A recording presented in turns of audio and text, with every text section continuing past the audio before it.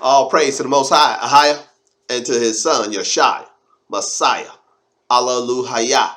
This is Brother Holly here with the second Spirit of Truth broadcast here on the Ahia House channel, as well as the House of Ahia channel on this set apart Shabbat day.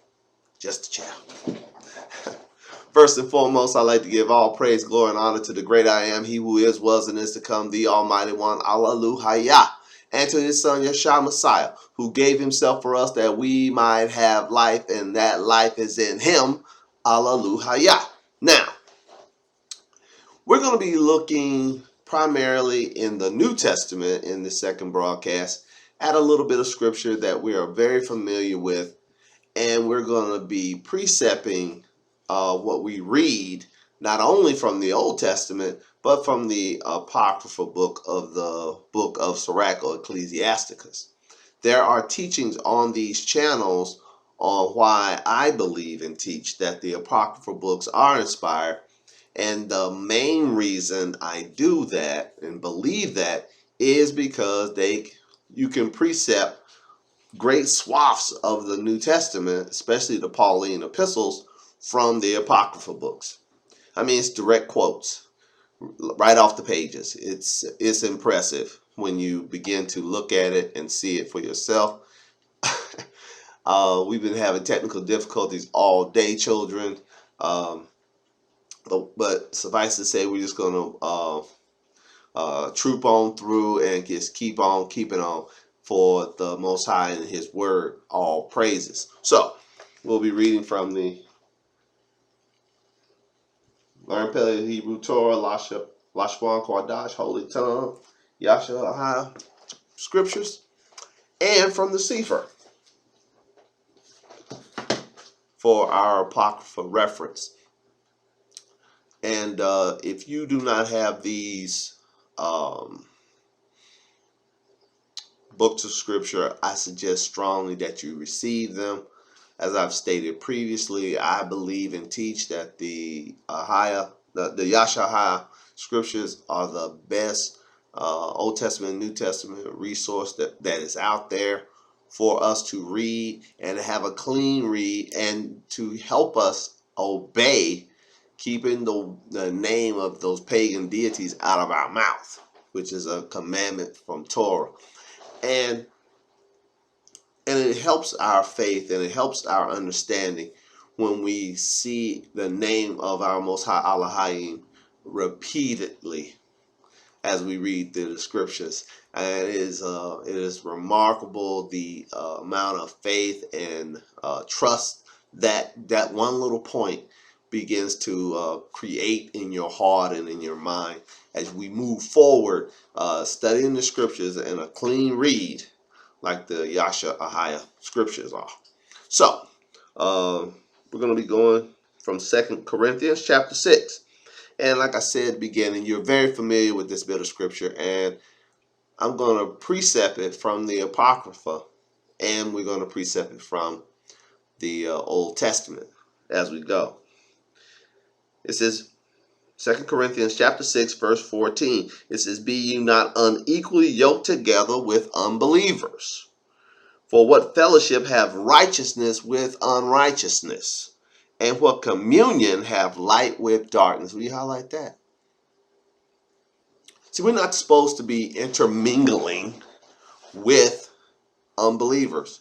We're supposed to be separating ourselves unto our Most High Power, away from these heathens, away from those who do not believe and love the truth, those who are not partakers of the one spirit, those who are not part of the one body, those who are not the one bread. We're supposed to separate ourselves from them. What says the Apocrypha? Let's look in the book of Sirach, chapter 13, verse 15. This is coming from the Sefer, the Apocrypha found in it. The book of Sirach, or Ecclesiasticus, chapter 13, verse 15. It says, "Every beast loves his own kind, and every man loves his neighbor." Verse 16, "All flesh consorts according to kind, and a man will cleave to his like." We highlight that if you have an Apocrypha. So the notion that people gather together according to kind is biblical and scriptural. I'll read that verse 16 again. All flesh consorts according to kind, and a man will cleave to his like. So seeing people who are alike cleaving together is a biblical concept. God made humanity different, but he put it in our hearts to cleave to those who are like us. I'll just leave it at that. What fellowship has the wolf with the lamb? That's a very great question. It's using a natural analogy of two animals that are diverse, different in nature, in appearance, and function. What fellowship has a wolf with the lamb? None. Why? It's dangerous for the lamb to fellowship with a wolf. In the same way, it's dangerous for you, righteous son or daughter of Elohim, to fellowship with these heathens. Sirach chapter 13, verse 17 again. What fellowship has the wolf with the lamb? So the sinner with the righteous. Will you highlight that? The answer to the question is simple. None. And the reason is it's dangerous for a lamb to consort or hang out with a wolf. He's going to end up being lamb chops. In the same way, evil communications, did not the Apostle Paul teach us this? That evil communications or evil relationships corrupt good manners. In the same way, it's dangerous for the lamb to hang out with a wolf in the natural. It's dangerous for you and I to hang out with sinners. I'll read it one more time. Sirach chapter 13, or Ecclesiasticus from the Apocrypha, chapter 13, verse 17. What fellowship has the wolf with the lamb? So the sinner with the righteous. Verse 18. What agreement is there between the hyena and the dog? And what peace between the rich and the poor? Will you highlight that? Now, a hyena and a dog are both canines,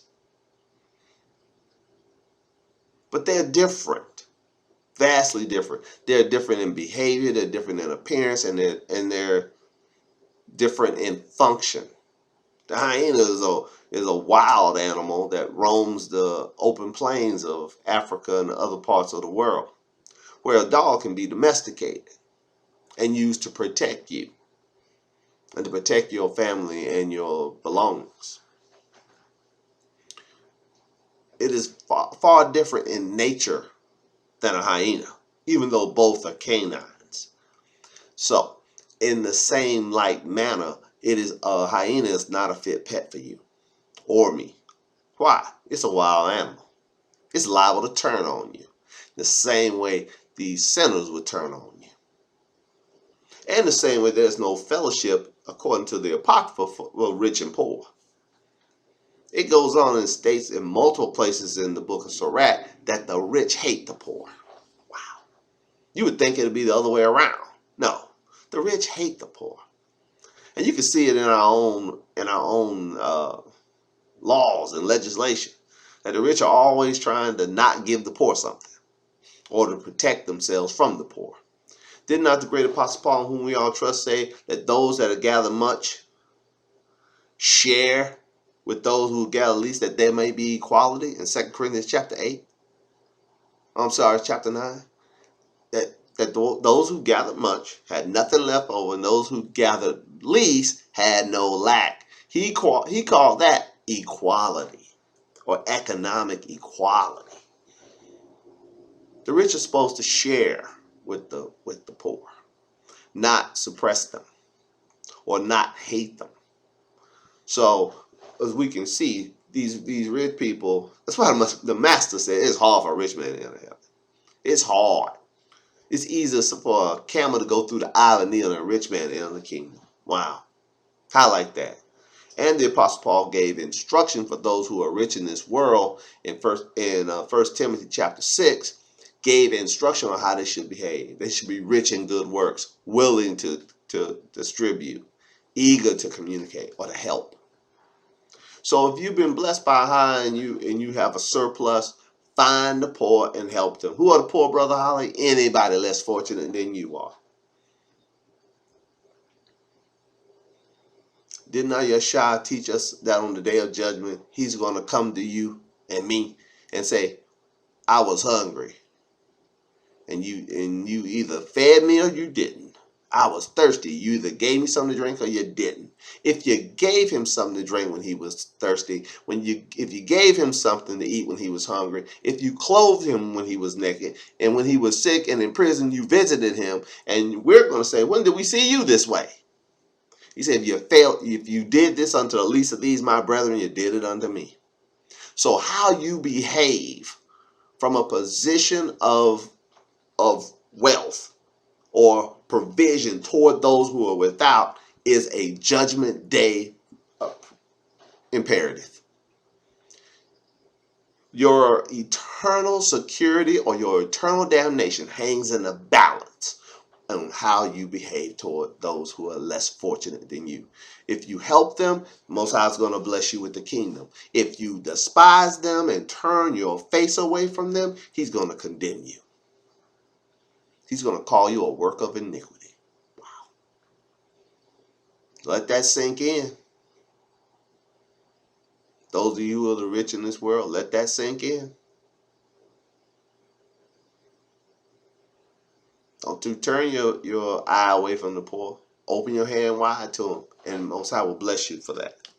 Back to the word. 2 Corinthians chapter 6. Let's read verse 14 again. Be ye not unequally yoked together with unbelievers, for what fellowship has righteousness with unrighteousness? See, unbelievers, they're unrighteous. What is the standard of righteousness? We all know what the standard of righteousness is, don't we?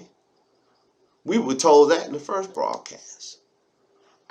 That it's the statutes, it's the judgments, it's the Torah teachings or the Torah law of Ahia that he gave through the hand of Moses. That's the standard of righteousness. And that the righteousness of the law or the Torah will be fulfilled in us, who walk not after the flesh, but after the spirit. Did not the Apostle Paul teach us that?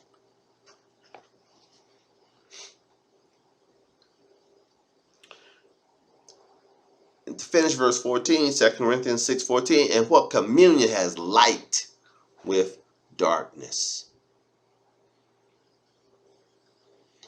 It says in the book of Isaiah chapter 8, it says if you don't speak according to Torah and the prophets, it's because there's no light in you.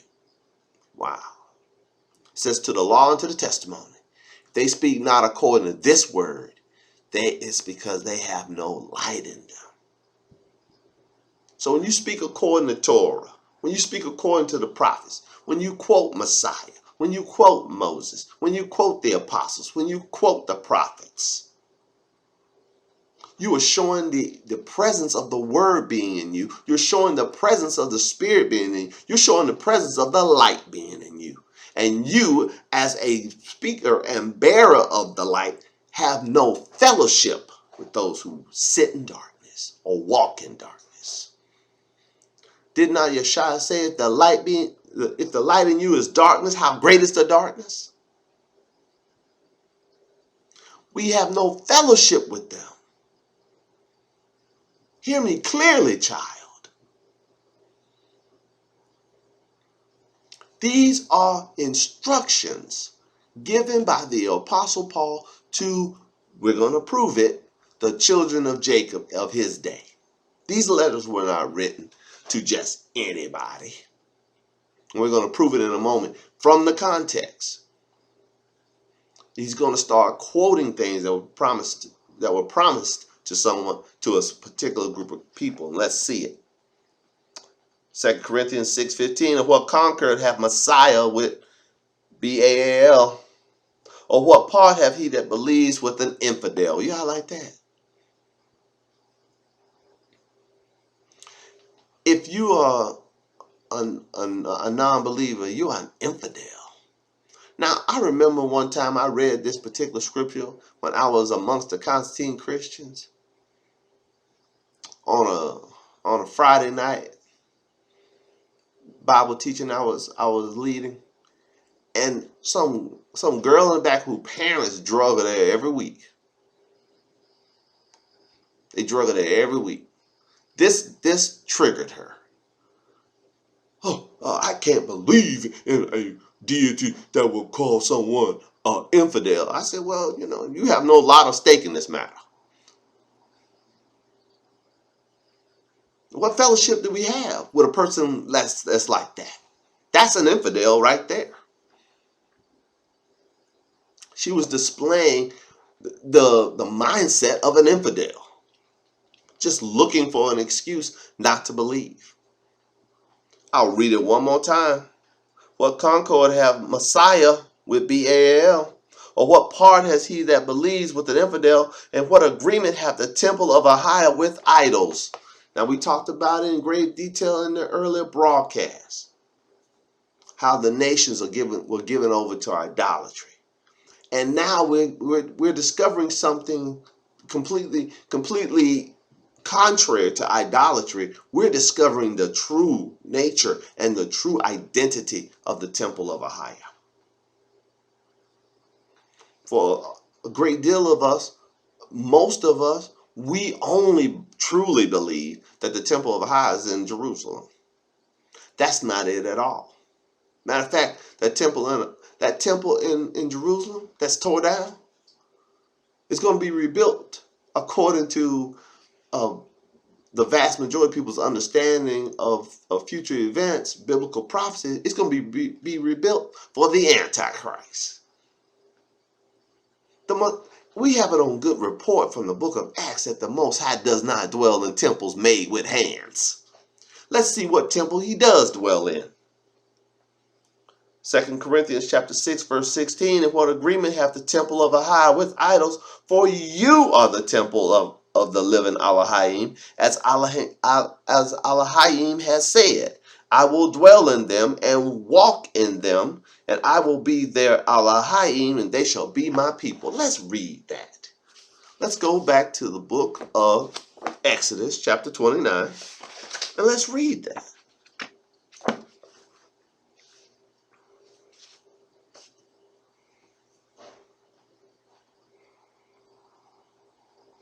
Exodus 29, let's start reading at verse 43.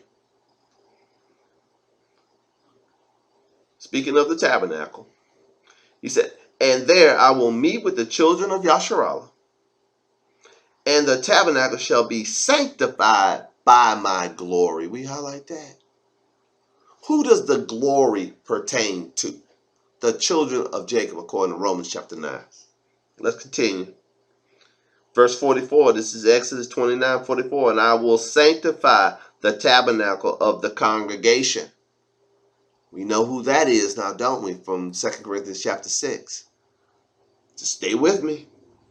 And I will sanctify or set apart the tabernacle of the congregation and the altar. And I will sanctify also both Aaron and his sons to minister to me in the priest's office. Who are a nation of priests? The children of Jacob. Who is the royal priesthood, the holy nation of the Kodash nation, who should show forth the praise of him who called them out of darkness into the marvelous light? That would be the children of Jacob, according to the teachings of the great apostle Peter, whom we all trust. Let's continue. Exodus 29:45, and I will dwell among the children of Yasharallah, and will be their Elohim, and they shall know that I am Ahiah, their Elohim, that brought them forth out of the land of Egypt, that I may dwell among them. I am Ahiah, their Elohim.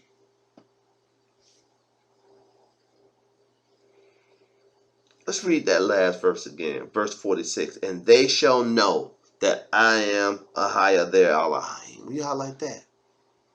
So we're not to wonder about it, or who our Elohim, who our Most High Power is. We know who he is. We ought to know that. That is Ahiah, the one who brought us out of our forefathers and foremothers out of Egypt. The one that's going to rescue us from these foreign nations where we've been scattered. We're going to read that in Jeremiah chapter 31 in a little bit.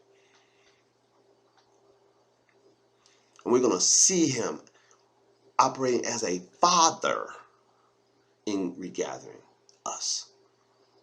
Wow. Like I said, we're gonna precept all of 2 Corinthians chapter 6, verses 14 through the end. We're gonna precept, because precept must be upon precept, line upon line, here a little, there a little. Here we're showing that the tabernacle, or the temple, which is us, is in fact the children of Yasharallah, for the Most High said, I will dwell amongst them. And he's not only dwelling amongst us in this dispensation in time, he's dwelling in us. But he says among here. Let's read verse 45 and 46 again. This is Exodus chapter 29 verses 45 and 46. I will dwell among the children of Yasharallah, and will be their Elohim. And they shall know that I am Ahiah, their Elohim, that brought them forth of the land of Egypt, that I may dwell among them. I am Ahiah, their Elohim. Back to 2 Corinthians chapter 6. Verse 16, what agreement hath the temple of Ahiah with idols? The answer to the question is none. For you are the temple of the living Elohim, as Elohim hath said, I will dwell in them and walk in them, and I will be their Elohim, and they shall be my people. Well, who was he talking about? He was talking about the children of Yasharallah. That promise was given unto us. It wasn't given to the Egyptians, wasn't given to the Chaldeans, wasn't given to the Babylonians, the Hittites, the Jebusites, the Amalekites, the Edomites. It wasn't given to any of those people. It wasn't given to the Ethiopians. It wasn't given to anybody. The Sabians, the Greeks, the Romans, nobody. It was given to the children of Jacob. He is our Elohim, Most High Power. The nations were given idols to worship. They were given stars and moons and the host of heaven to worship. We read that in the first broadcast.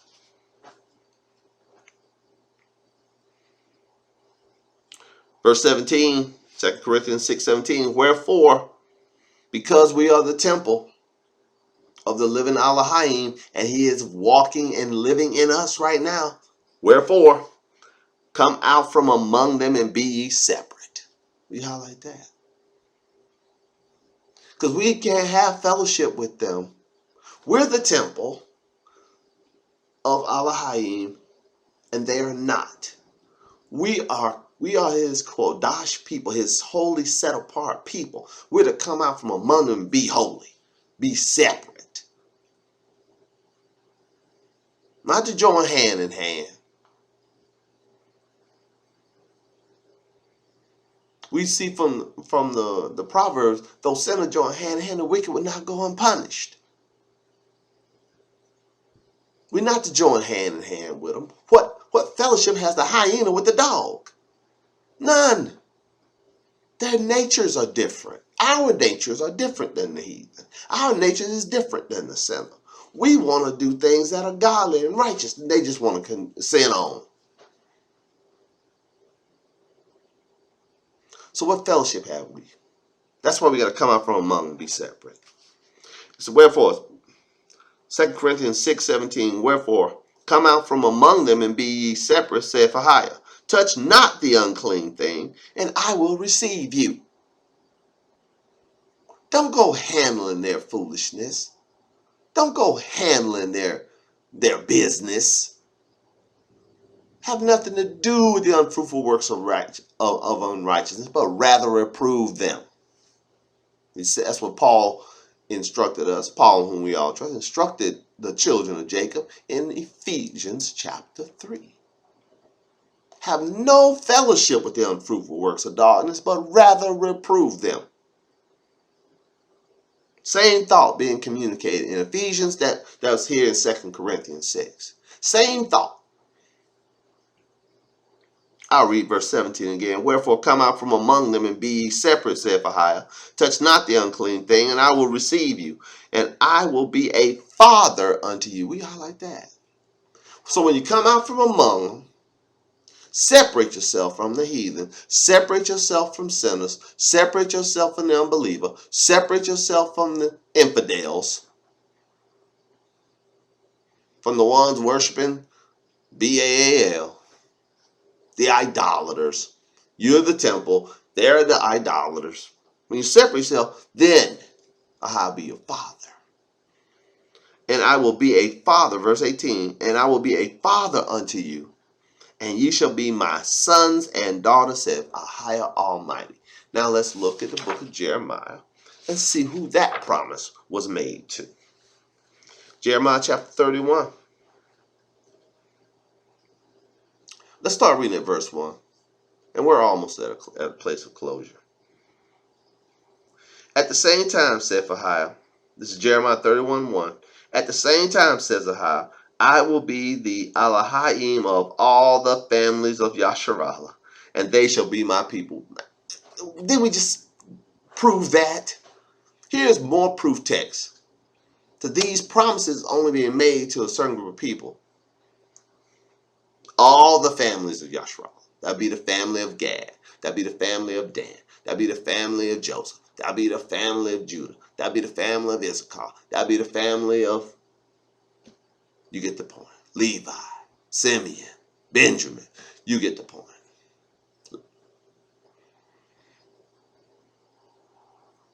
All the families of Yasharallah. I'll read it again. At the same time, says Ahia, I will be the Elohim of all the families of Yasharallah, and they shall be my people. Thus saith Ahia, the people which were left of the sword found grace in the wilderness, even Yasharallah, when I went to cause him to rest. Will you highlight that?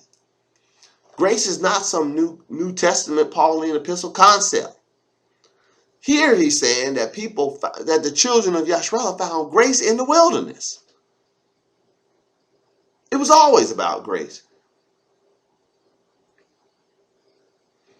I heard a Constantine Christian, Joseph Prince, he was preaching this morning. I heard him say that prior to the advent of Messiah, there was no grace. It was just law keeping. And he built that on that, as I pointed out multiple times, that unproven, unacceptable in most cases, non-precept gospel called John. I'm just shaking my head. The questionable gospel of John. It says the law was given by Moses, grace and truth came by YASHA MESSIAH. Here it's saying grace was given to the children of Yasharallah in the wilderness. Which is it? I'll believe the prophets over the questionable gospel of John any day. Let's read the prophets again. Jeremiah chapter 31 verse 2. Thus saith Ahia, the people which were left of the sword found grace in the wilderness, even Yasharallah, when I went to cause him to rest. Ahia have appeared of old unto me, saying, Yea, I have loved thee with an everlasting love. Therefore, with loving kindness have I drawn thee. Again will I build thee. Thou shalt be built, O virgin of Yasharallah. Thou shalt again be adorned with thy tabrets. Thou shalt go forth in dances of them that make merry. Thou shalt yet plant vines upon the mountains of Samaria. You mean to tell me that the Samaritans are the children of Yasharallah? That's right. That was a land grant given to Joseph, two sons, Ephraim and Manasseh. Jeremiah 31:5 again. Thou shalt yet plant vines upon the mountains of Samaria. The planter shall plant and shall eat them as common things. For there shall be a day that the watchman upon the mount Ephraim shall cry, Arise ye, let us go up to Zion, unto Ahia our Elohim. Here the children of Ephraim coming back. Oh, praises. Or the northern kingdom, or the house of Yasharallah, or the fullness of the Gentiles, as we proved last week in our broadcast concerning who is the fullness of the Gentiles. I'll read it again. Jeremiah 31:6. For there shall be a day that the watchman upon the mount Ephraim shall cry, Arise ye, let us go up to Zion, unto Ahiah our Elohim. For thus saith Ahiah, sing with gladness for Jacob, and shout among the chief of nations. Publish ye, praise ye, and say, O Ahiah, save thy people, the remnant of Yasharal. We are like that. Who are the people of Ahiah? The remnant of Yasharal. Wow. Save them. Isn't that what Paul taught? That the children of Yasharal be as numerous as the sands, but a remnant shall be saved. Here it is right here. It's always been about a remnant of Yasharal being saved. Always has been, always will be. I have said it before on multiple broadcasts that all Yasharal equals the remnant. Especially when it talks about salvation. But I digress. I'll read verse 7 again. Jeremiah 31:7. For thus saith Ahiah, sing with gladness for Jacob, and shout among the chief of the nations. Publish ye, praise ye, and say, O Ahiah, save thy people, the remnant of Yasharal.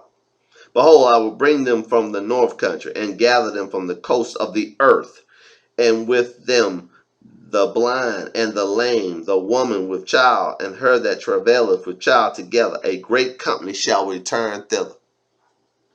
Bring everybody, even pregnant women. They shall come with weeping, and with supplications I will lead them, and cause them to walk by the rivers of waters in a straight way. Highlight that. Wherein they shall not stumble, for I am a father to Yasharallah, and Ephraim is my firstborn. We highlight that. Here, Ahiah is saying he's the father.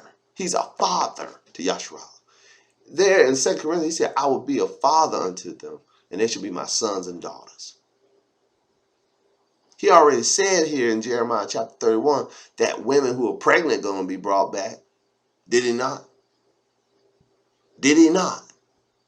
Those are the daughters. And Ephraim is his firstborn. They're his sons.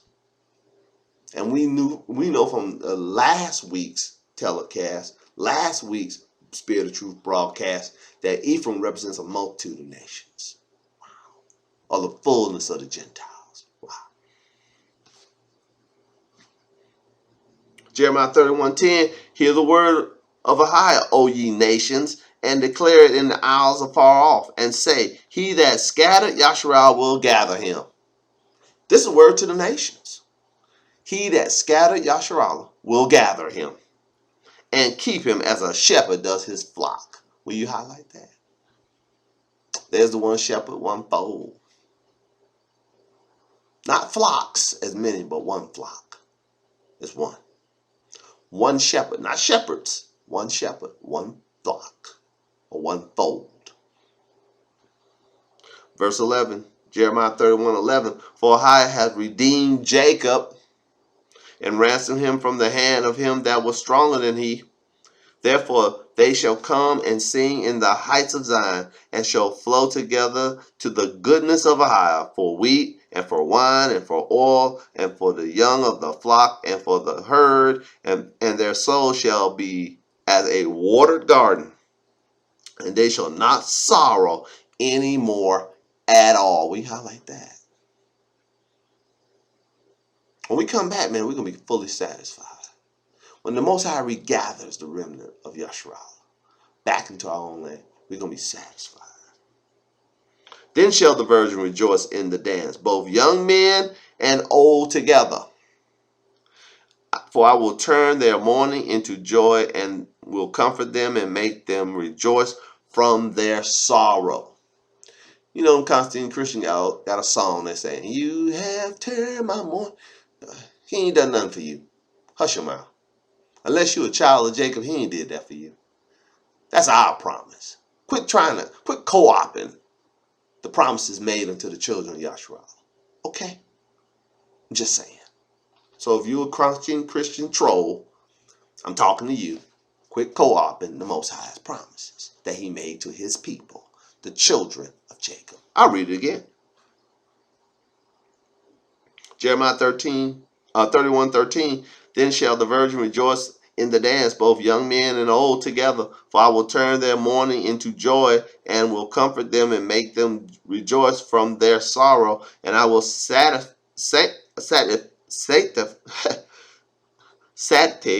the soul of the priest with fatness, and my people shall be satisfied with my goodness, saith Ahiah. Thus saith Ahiah, a voice shall be heard in Rapha, lamentation and bitter weeping. Raphael weeping, for her children refused to be comforted, and her children because they were not.